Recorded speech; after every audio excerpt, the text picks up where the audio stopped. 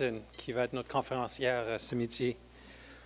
Carol Anne is the CEO of Transformation International, an award-winning social and economic development company. From the nulth nation on Vancouver Island, she's recognized as a leading First Nations business entrepreneur with a master's degree in business management from the University of Hertfordshire in England. She works to incorporate an Aboriginal worldview while bringing First Nations, industry, and government together to design new approaches for sustainable and inclusive development.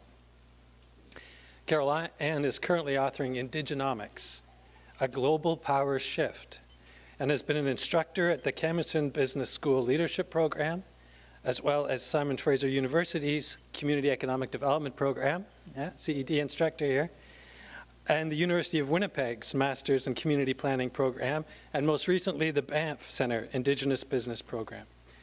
Transformation, her company, has been recognized with a BC Aboriginal Outstanding Business Achievement Award and a Creating Wealth Award from the National Indigenous Council of Elders, and a Business of the Year Award from the nulth Economic Development Corporation. In November of last year, Carol Anne was recently nominated for work in multiculturalism by the BC government. She currently serves as a director on the Vancouver Island Investment Fund, the World Fisheries Trust, the Victoria Community Micro Lending Society, and has been a director on the board of CCEDNet member, the Community Social Planning Council in Greater Victoria, as well as a past director on the founding board for the First Nations Health Authority and served for 9 years on council of Heshkwit First Nation. And so you get the idea that she's a very busy woman. We're extremely lucky to have her here today. And to top it all off, in addition to those roles, just this past March, Carol Anne was appointed to the Federal Advisory Council on Economic Growth. You might have seen the headlines about that announcement when it came out. The news was that this was another example of gender parity in this economic growth advisory panel, and there was, I think, even more women than men on it. But among those influential women appointed to lead that panel was Carol Anne, and she's just arrived on Monday in Meech Lake. The council had their first meeting. So she's straight from Ottawa-Gatineau to here today. At that meeting, and I think it's important to understand, there were 5 ministers along with the council to hear those views. She had the Minister of Finance, Minister of Innovation, Science and Economic Development, Minister of Employment, Workforce Development and Labour, Minister of Infrastructure and Communities, and the Minister of International Trade there for these discussions. So I think it's really significant that we have an ally representing alternative views at this forum, and I'm very pleased and grateful that Carol Anne is able to join us today. Thank you.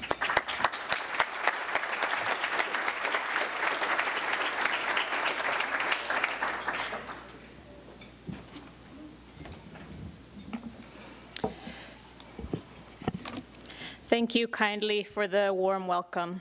Uklasish Carol Anne Hilton, Heshquiak Supsish, Uklas Wakatush Koatsa Umti.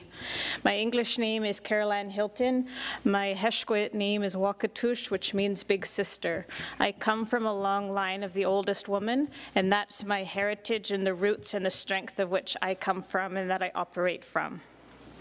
I'd like to acknowledge the Mohawk-Ganawagi traditional territory that we're doing our business on. And as I say that, I would like you to take a moment to reflect upon the traditional territories that you either call home or that you're able to work on. That practice of recognition is one of the most important that will build economic development processes and relationships and reconciliation going forward. I am the first generation out of residential school. I feel a deep obligation to live forward the realities of my family that went to residential school, who were taken from our home, taken from our culture, and taken from our worldview. That returning back to that place, that becoming whole again, That process is what we are doing within our community development, struggling against the Indian Act, struggling against the forces that say you cannot do this or you cannot do this, but being able to build the freedom within the processes, the structures, and the development that allows us to go forward of who we are as people. As I came in on the train from Ottawa on Monday afternoon, I was really struck coming through and seeing the beautiful lands as we were coming through into Montreal. And I acknowledged the first ceremonies of the traditional people here. I acknowledged the origin story of the first people here. I acknowledge the Indian names, the place names, the matriarchs of this territory. I acknowledge traditional governing system from here. And with this acknowledgement, that holds the teachings of how to be in this place. That original language of the Ganawagi, of the Mohawk people, tells us how to be. And in that acknowledgement and in that remembrance, that is really the essence of where community development starts. As the CEO of Transformation, Social and Economic Development, I have been able to witness some key aspects of what is community development.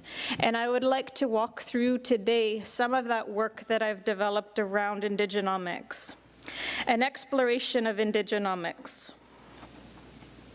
How many people here have heard of Indigenomics? That's a start. Indigenomics is about understanding an Indigenous way of being. It's about a modern expression of Indigenous existence. It's about the continuance of ourselves as Indigenous people in building our relevance to today's modern economy, to our local economy, and to the identity of Canada as a whole. Indigenomics is about contrasting that modern economic experience, what we call the Canadian economy, and connecting that to business and entrepreneurship. I would like to ask you, who has been left out of the economy? When we recognize and are able to truthfully answer that question, who is truly at our tables? That diversity and inclusion is really the requirement of a full process of economic development. Who is included in the emerging economy? Our ability to bring those perspectives is such a pivotal piece of progress that our ability to answer that question and build that inclusion within how we design our economic development processes is essential to everything that has been talked about today. So what is Indigenomics? Indigenomics is a line of thought coming out of social media, so you'll notice the hashtag. The conscious claim to and creation of space for the emerging knowledge, activity, promotion of all things related to Indigenous economy. Why Indigenomics? Because new thinking is required today, because new language will get us there.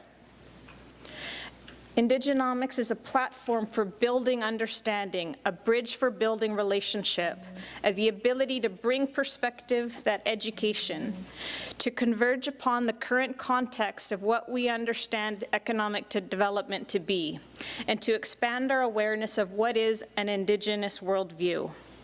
At the heart of an Indigenous worldview, through Indigenomics, I've looked at 10 core principles that reflect the heart or the essence of what is an Indigenous worldview.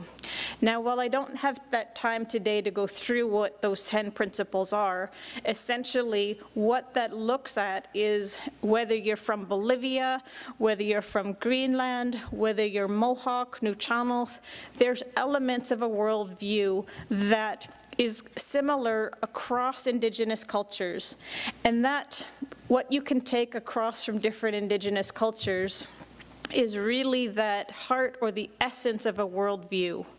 And what Indigenomics is offering an alternative to be able to reflect what is the worldview that Canada has been built upon.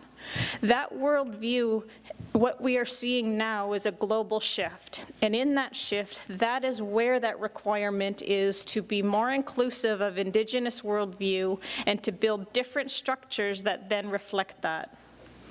So Indigenomics was really born on Twitter and was a reflection to be able to scan what kinds of stories are happening in the Canadian media.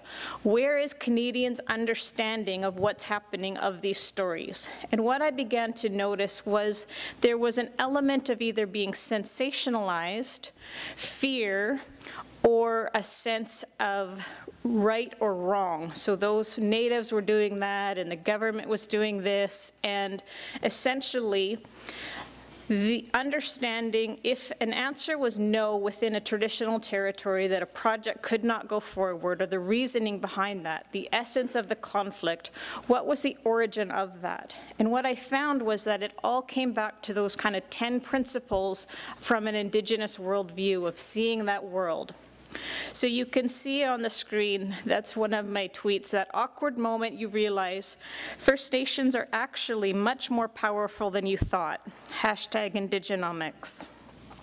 So that reflection is actually inserting into the Canadian consciousness the importance of First Nations relations, the importance of First Nations development, and where a legal intersection happens. There's a conflict that's happening here in Canada, and First Nations are taking a leadership role in taking responsibility for what will happen in the future. So whether that's protection of water, or protection of resources, or protections of ways of life.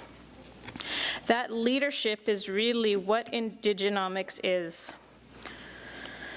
So contrasting a modern economic experience, a modern expression of Indigenous existence. So recognizing that what First Nations are currently experiencing is what I call the pace of business. This pace of business is the very real experience that First Nations are experiencing right now. The onslaught of constant accessing of resources or lands or anything in that regard within our territories. This pace of business reflects, through oil and gas, fish and wildlife, mining, commercial recreation, urban rural development, forestry. So this person here that you see at the desk that's a little overworked, that is the consultation or referral system that is required here in Canada. So our people are overworked basically from the demands on our resources, on our territories, and on our requests to be able to develop within that area. That pace of business is the Canadian economy. So the current context is really between that legal and business environment, that intersection. So from that context, what we're able to see is the emerging role of First Nations in Canada.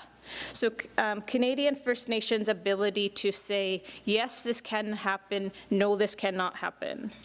This represents our collective history, our present, and our future.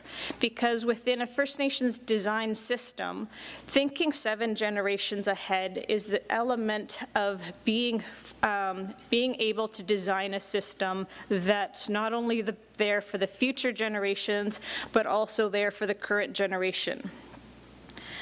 So, as you can see with the Caroline Bennett, with that picture there, the Minister of Aboriginal Relations, there was a story that came out last week.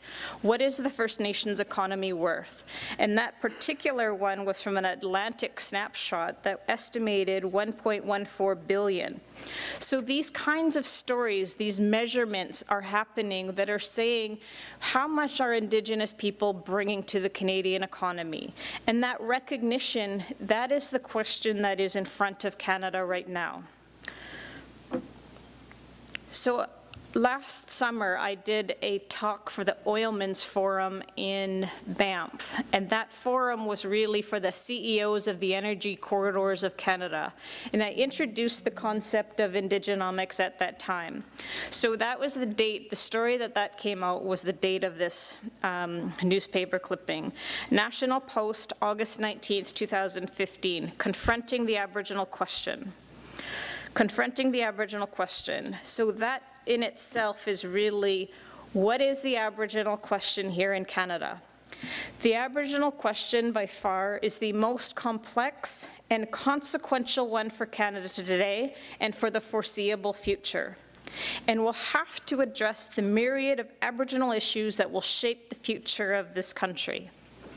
Now that is a pivotal moment to be able to recognize, address the myriad of Aboriginal issues that will shape the future of our country. So Aboriginal issues and that connection to community economic development, that timing is really now. We are shaping the next generation of what Canada will be and what Canada will become. So Indigenomics on Twitter. Doug Cuthand, Ontario tax grab behind Attawapiscat's woos, Indigenomics, Canadian poly. So recognizing that Indigenomics becomes a platform to be able to merge understanding the fallout of what's happening in First Nations communities with economic development, with governing structures.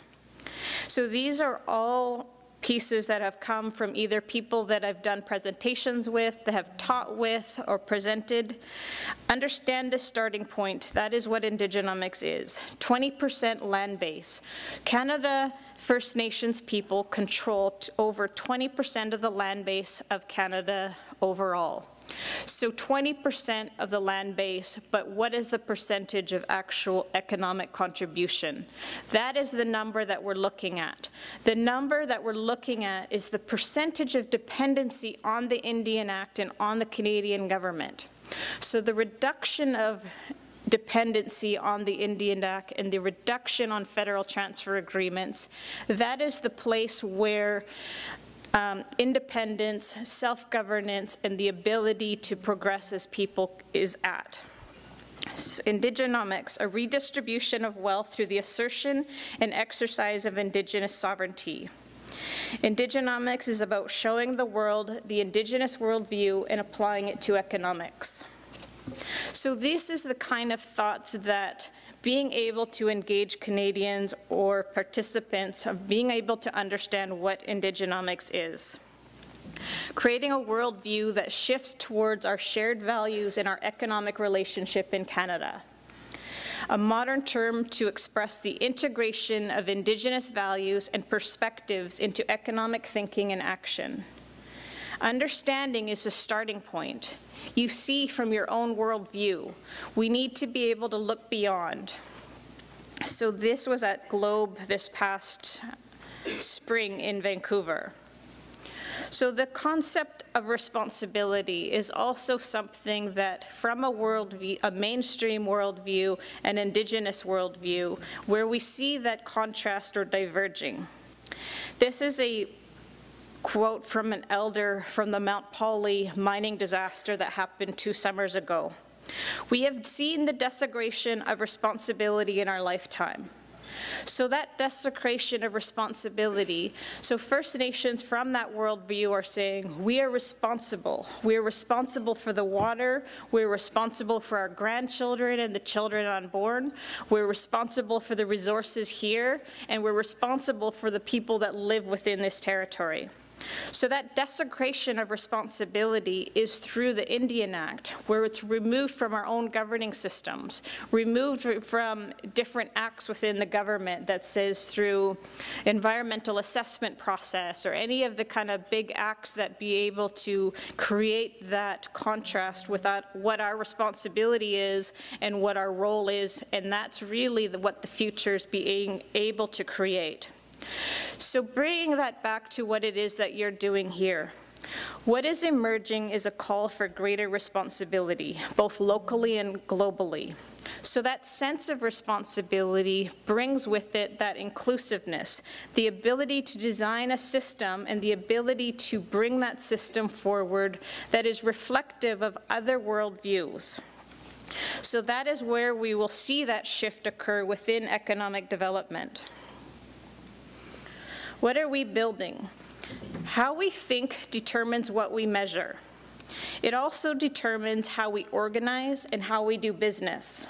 Our thinking, our belief system, our mindset determines our priorities, our procedures, and our processes, what we expect from them, what we expect from people, and the way we deal with them. A distillation of our past thoughts, observations, and experience. Our mindset serves as the foundation for the systems we build and perpetuate. Albert Einstein. This is Indigenomics. So the perpetuation of the systems that we design, that is really the essence of being able to identify from whose worldview are we building this. So recognizing that there's a need for, in reconciliation, to have the basics of understanding the legal environment with First Nations. That legal environment right now is mostly duty-oriented relationship. The lens and the required understanding that Canadians have, that is lacking. So the ability to create reconciliation, we need to be able to understand the language of today. So that language of today has to be reflective of relationship, of partnership, of equality, and that relationship really will point to that way forward.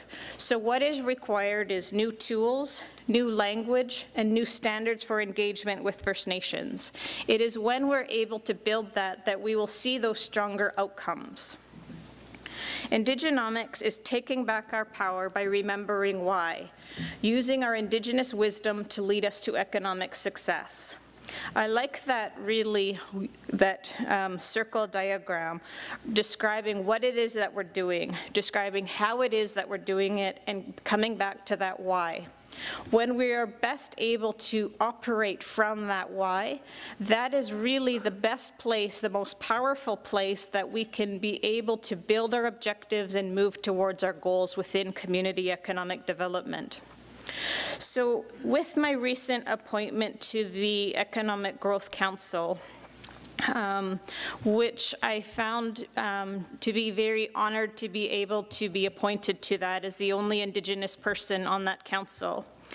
What we are essentially in is an intersection between the maturation of Canada. We've had an unfettered economy. We've had that based on, we've created the acts necessary to extract the resources required. That has shifted. That has shifted considerably in the past, say, 20 years. The place that I come from was the place of the biggest Canadian mass arrest in Clayoquot Sound in the early 1990s.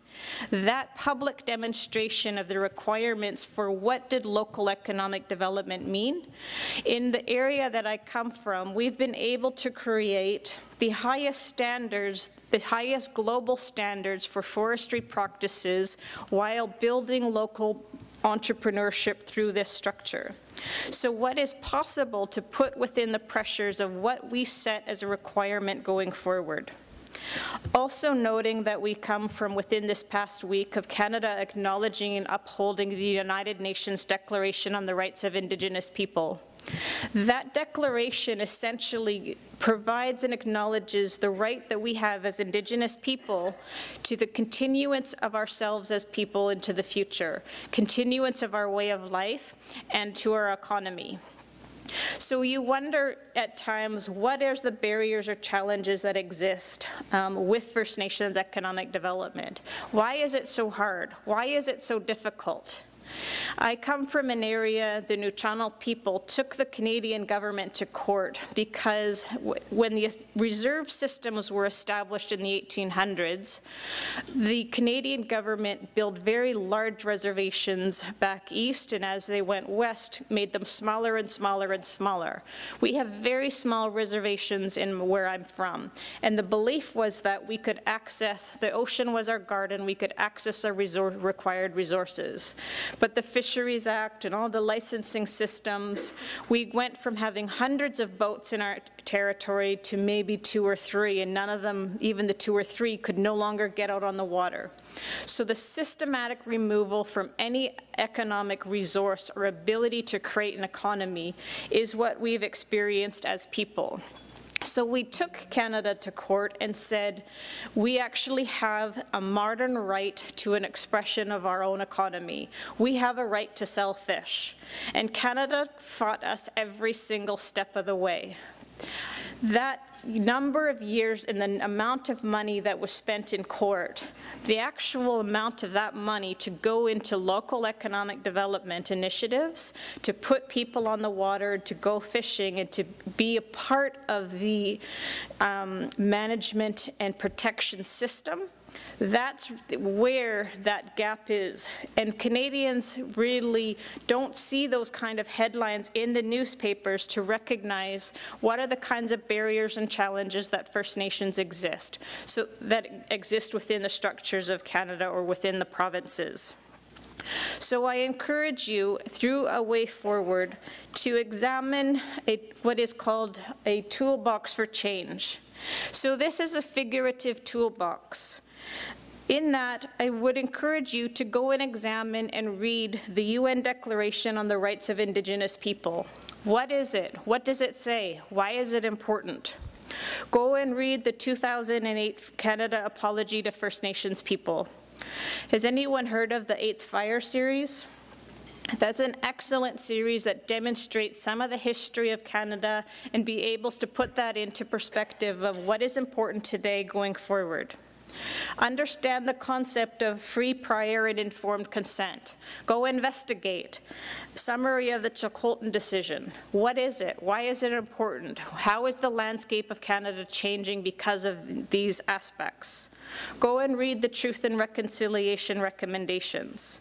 So all of these are become important to be able to build your understanding and build your toolbox. And that toolbox is really there for you as leaders to pay attention to how you're participating in reconciliation discussions. So your ability to be able to do that, to acknowledge and be aware of your leadership, that is the work that I do with the I teach Indigenomics at the Simon Fraser University Community Economic Development Program. And that program has been really able to take people and acknowledge what is an worldview, what is an Indigenous worldview, and how do we see that applying it to community economic development. So that shift that's happening that I believe